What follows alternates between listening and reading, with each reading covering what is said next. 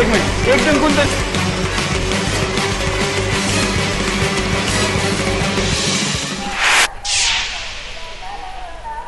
जानती हैं, इसलिए यहाँ के बारे में बता रही। और भी लोग हमारे साथ जुड़े, हम उनसे भी बात करेंगे, देखेंगे वो क्या कहना चाहते हैं।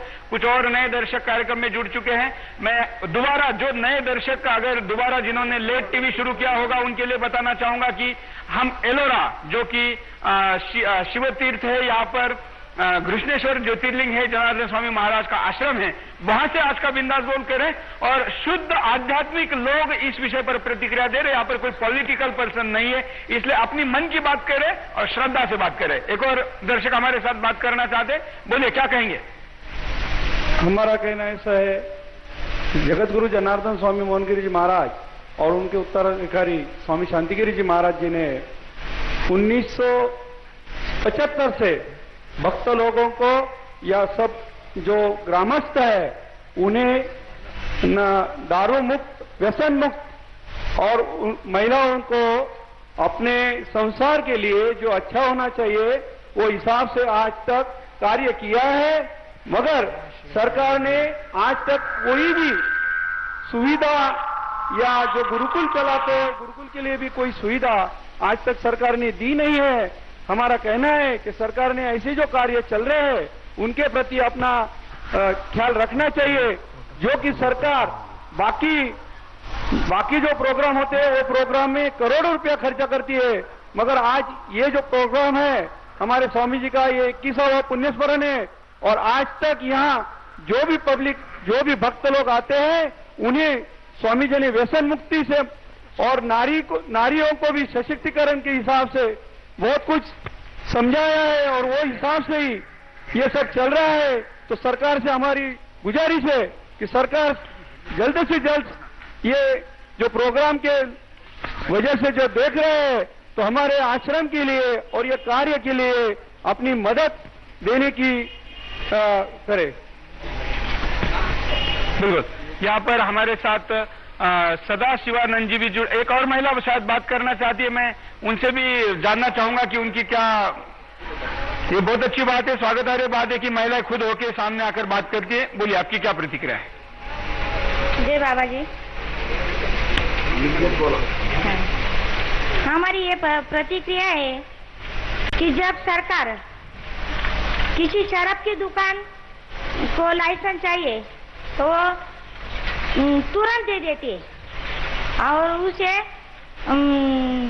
मान्यता भी दे देती है, लाइसेंस भी दे देती है। लेकिन ये अध्यात्म है, ये अध्यात्म आपका जिंदगी सुधारने वाला है, तो उसे वो कोई नहीं देता, उसे मान्यता भी नहीं देता। गुरुकुल है जिसे बच्चे लोग पढ़ते हमारे यहाँ, उन्होंने भी मान्यता नहीं मिलती। शराब की दुकान हो या जुगार का अड्डा हो, उनको बिल्कुल बहुत अच्छी तरीके से बात की। और भी एक दर्शक है हमारे साथ, वो भी बात करना चाहते हैं, बोलिए क्या कहेंगे। हेलो, मैं जामलाई लातूर से बात कर रहा। सरकार जो बड़े बड़े मंदिर है वो मंदिरों को सरकारीकरण कर रही है, वो सरकारीकरण करने से भ्रष्टाचार बढ़ रहा है और सरकार हिंदू के मंदिरों का ही सरकारीकरण कर रही है, मस्जिद और चर्च के तो नहीं कर रही है। ऐसा क्यों हो रहा है। बिल्कुल बहुत अच्छा मुद्दा उठाया और इस मुद्दे पर भी मैं थोड़ा दर्शकों को अवेयर करना चाहूंगा, बताना चाहूंगा। इस पर भी हम इस ब्रेक पर जाने के पहले प्रतिक्रिया लेंगे कि राज्य सरकार और केंद्र सरकार मंदिरों का सरकारीकरण करने जा रही है। एक तरफ तो धार्मिक कार्यक्रमों में कोई मदद नहीं की जाती, दूसरी तरफ से अगर ऐसे जहां पर अच्छे मंदिर चल रहे हैं उन मंदिरों में जो दक्षिणा पेटी होती है उसमें आने वाले दान के ऊपर उनकी नजर है। तिरुपति देवस्थान और शिरडी देवस्थान का एक तरीके से सरकारीकरण हो चुका है, उसका प्रयोग कितना जबरदस्त फेल हुआ है ये भी हम देखते हैं। ऐसे में मैं जो नए जुड़ने जा रहे प्रतिक्रिया दे रहे दर्शक है उनको जानना चाहूंगा कि सरकारीकरण इस विषय पर आपकी क्या प्रतिक्रिया है। आया हूँ, मैं सिविल इंजीनियर हूँ। तो पिछले साल इसी प्रोग्राम में महाराज जी के दहेगांव में हमारे जो मुख्यमंत्री है महाराष्ट्र के अशोक जी चौहान आए थे।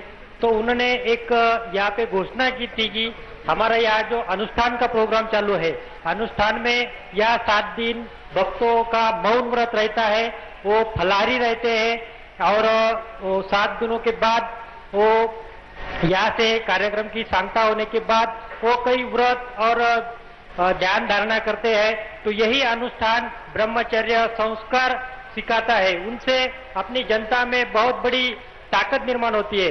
तो सरकार ने यहाँ खुद अपने मुख्यमंत्री साहब आए थे, उन्होंने यहाँ एक मुद्दा किया था कि ये जो अनुष्ठान का विषय है, ये अनुष्ठान का विषय हम शालेय जो मूल्यमापन का एक पाठ सरकार चलाती है, जो बच्चे स्कूल में जाते हैं तो पहला तास मूल्यमापन का होता है, वही इनमें वो अभ्यासक्रम हम जल्द से जल्द सम्मिलित करेंगे, ऐसा उन्होंने यहाँ आश्वासित हमें दिया था, लेकिन आज तक उन्होंने ऐसा कुछ भी नहीं किया है। बिल्कुल। हमारे साथ यहाँ पर सदाशिवानंद गिरी जी महाराज भी आए हुए हैं, अभी अभी मंच पर आए, मैं उनकी प्रतिक्रिया भी लेना चाहूंगा। महाराज जी, जिस तरीके से सरकार का रवैया ओवरऑल आप सुन रहे, सारे लोगों की प्रतिक्रिया भी ले रहे, तो क्या कहेंगे? आपकी प्रतिक्रिया में आप क्या कहेंगे? जय बाबा जी। सरकार अध्यात्म के प्रति, धर्म के प्रति सरकार काहीच करत नहीं, कुछ भी करती नहीं है, क्योंकि सरकार का कहना कुछ है और करना कुछ है। शांति और सुख चाहिए तो उसको अध्यात्म के बिना मिल नहीं सकता। मतलब आपका कहना है कि सरकार को भी शांति चाहिए तो भी अध्यात्म जरूरी है? अध्यात्म की जरूरत, प्रत्येक को अध्यात्म की जरूरी है। बिल्कुल। अगर आध्यात्मिक ईमानदारी रहेगी तो एमएलए सरकार के साथ ईमानदार रहेंगे। अध्यात्म जो जब तक अपने प्रत्येक व्यक्ति के अंदर हृदय में नहीं होता है, तब तक देश नहीं सुधर सकता है। क्योंकि सरकार अध्यात्म हो या कोई भी देश का विकास हो, ऊपर से लेकर नीचे तक सरकार उसमें कमीशन और उसमें सरकार सबको मालूम है, ऊपर से लेकर नीचे तक करप्शन इतना बढ़ गया है। वो करप्शन का कारण है कि संस्कार, हमारे शास्त्र ने कहा है 4 पुरुषार्थ। तो ये जो 4 पुरुषार्थ है, महाराज जी मैं जाऊंगा कि पहला सरकार के प्रति बोलिए। पहला पुरुषार्थ नहीं, सरकार के प्रति बताइए कि आप सरकार के रवैये से खुश है या नहीं है? सरकार के रवैये से खुश नहीं है, क्योंकि सरकार जितने भी नेता है जिसमें शिक्षा दे रहे हैं, जो सरकार की स्कूल है, उस स्कूलों में गरीबों के बच्चे पढ़ रहे हैं। और जितने भी नेता है सरकारी कार्य करने वाले, उनके सबके बच्चे कॉन्वेंट स्कूलों में पढ़ रहे हैं, उनको संस्कृति का ज्ञान नहीं है। और संस्कृति का ज्ञान न होने से उनके अंदर धर्म नहीं है, धर्म न होने से वो उनके अंदर ये धर्मनिरपेक्ष सरकार का अर्थ ही है जिस सरकार को धर्म की जरूरत नहीं है। और धर्म जिसके अंदर नहीं होगा वो किसी को शांति दे नहीं सकता है और स्वयं भी शांत नहीं हो सकता है। शांति के लिए धर्म की अपेक्षा है। तो धर्म, अर्थ और काम, मोक्ष, 4 पुरुषार्थ गुरुकुल परंपरा में सिखाए जाते थे, किंतु आजकल गुरु परंपराएं और ये सब बंद किए जा रहा है और मंदिरों का जो सरकारीकरण किया जा रहा है। बिल्कुल। मैं जनेश्वर महाराज जी से भी बात करना चाहूंगा कि जिस तरीके से मंदिर का सरकारीकरण सामने आया है, एक तरीके से शुगर मिल या कोऑपरेटिव संस्था बनाना चाहती है सरकार मंदिरों को, क्या कहेंगे? हाँ बिल्कुल। आजकल जो सरकारें सोच रही हैं कि ये सब ऐसा होना चाहिए कि उसके ऊपर हमारी कुछ कब ये हो जाए, तो इसी के मतलब जो संत महात्मा इतने मिशन चल रहे हैं, इस मिशन में अगर आप स्वयं देखेंगे, आप बिल्कुल देखेंगे तो ये ठीक नहीं है। क्योंकि देखिए हमारे अमरनाथ में जो हादसा हुआ उसके लिए कितनी जनता नाखुश रही, बाद में तो उसके ऊपर सब कुछ हो गया, जमीन हमको मिल गई। अभी राम मंदिर उसका भी जब हमारे तरफ सब कुछ हुआ तो अभी लगता है कि राम इसमें है। तो ये जो संत करते हैं, कुछ कर रहे हैं, तो इसके लेके उसमें कुछ राम है।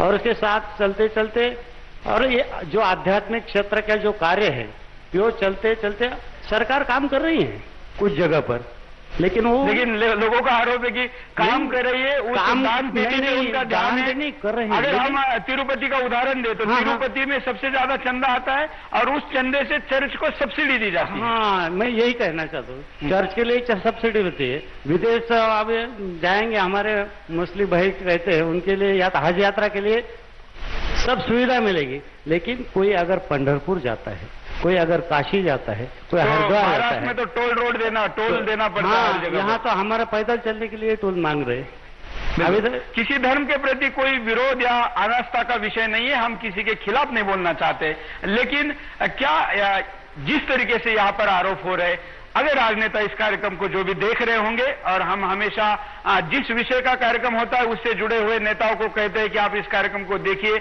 और जनता की प्रतिक्रिया जानिए।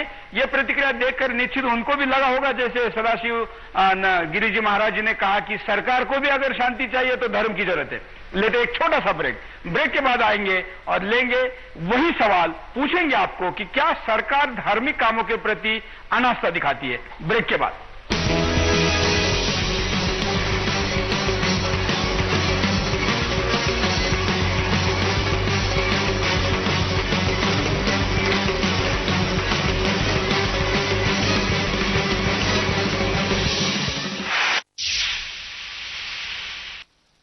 अब बोलना होगा लाचारी की।